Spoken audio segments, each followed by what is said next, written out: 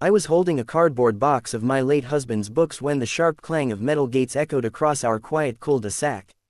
For a moment I thought it was just the wind. But then the sound of brisk, angry footsteps followed. I turned and there she was, Karen Whitmore, president of the Stonebridge Homeowners Association, dressed in her crisp white tennis outfit, visor tilted like a crown of entitlement. "Evelyn," she barked, voice slicing through the humid July air. "What do you think you're doing?" I tightened my grip on the box. "I'm moving," I said, careful not to tremble. Karen's eyes narrowed to slits. "Not without HOA approval. You didn't submit the relocation notice. You can't just leave." My stomach knotted. My husband died 8 months ago. Our house felt like a mausoleum, every wall whispering memories I couldn't bear. My son Michael had finally convinced me to move closer to him and my grandchildren in D.C. But explaining grief to Karen was like trying to explain the ocean to a brick. "I don't need HOA approval to sell my own house," I replied. "You absolutely do," she snapped, brandishing a clipboard like a sword. "The community charter requires a 30-day notice for any transfer of property, and all moving trucks must be scheduled through me. And you didn't schedule anything." "I'm sorry you feel out of the loop," I said, forcing calm, "but my real estate agent handled all legal requirements." Karen stepped closer, her perfume cloying. "If you try to leave today, I'll have to call the authorities." I almost laughed. The authorities? Over cardboard boxes? But she wasn't bluffing. By the time the movers had loaded half my furniture, a police cruiser rolled up, lights flashing like a warning to the entire neighborhood. 2 officers climbed out, hands on their belts. "Ma'am," the taller one said, "we received a call from the HOA president about an unauthorized move. Something about a potential theft." Karen emerged from behind them like a self-appointed queen. "Officers, thank goodness. She's moving illegally. We have regulations. This could be fraud." My breath caught. "Fraud? That's ridiculous." The officer glanced between us. "Do you have proof of residence and sale documents?" I handed him the signed deed transfer and my driver's license. He read them carefully. "Everything seems in order, ma'am." Karen's voice shot up an octave. "You can't just let her go. She's violating community bylaws." The shorter officer sighed. "HOA rules aren't criminal law, ma'am. There's nothing illegal here." But Karen wasn't finished. "I'll escalate this. I'll call county code enforcement. I'll have her property seized."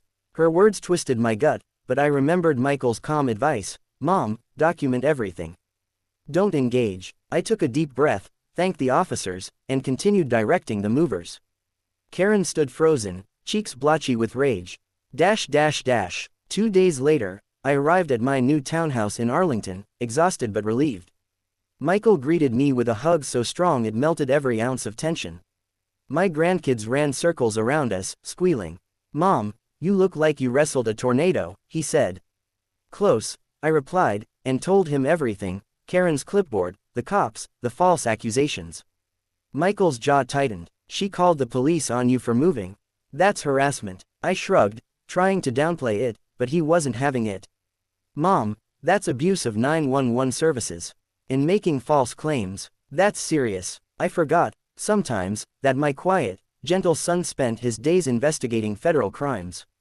"You don't have to do anything," I said quickly. "I just want to start fresh." But Michael's eyes glinted with a resolve I recognized from his father. "She won't learn unless someone holds her accountable." A week passed. Boxes slowly became bookshelves and family photos. Then, one evening, Michael arrived with a thick folder. "I looked into your HOA," he said, sitting across from me at the kitchen table. "Karen's filed over 20 nuisance complaints in the last year. False alarms, harassment of residents, misappropriation of HOA funds." I blinked. "How do you know that?" He gave a small, knowing smile. "It's public record, Mom. And a few things aren't public, but let's say I have access to resources." "Michael, I'm not doing anything illegal. I'm just connecting dots. County records, federal grants, bank filings.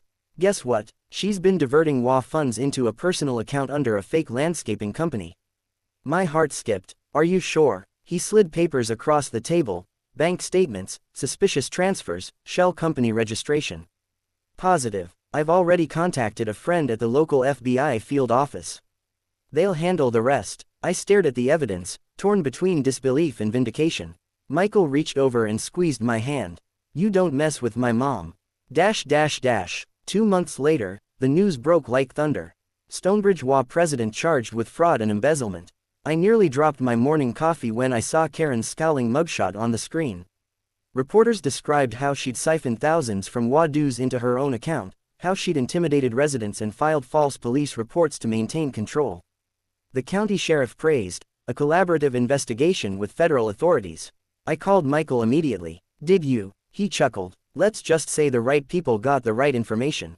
I exhaled, a weight I didn't know I carried lifting off my chest. I never wanted revenge. It's not revenge, Michael said softly. It's justice. And maybe now the neighbors can live in peace. Weeks later, I drove back to Stonebridge to pick up a forgotten box of photo albums the buyers had set aside. The streets looked the same, but the atmosphere felt different, lighter, freer.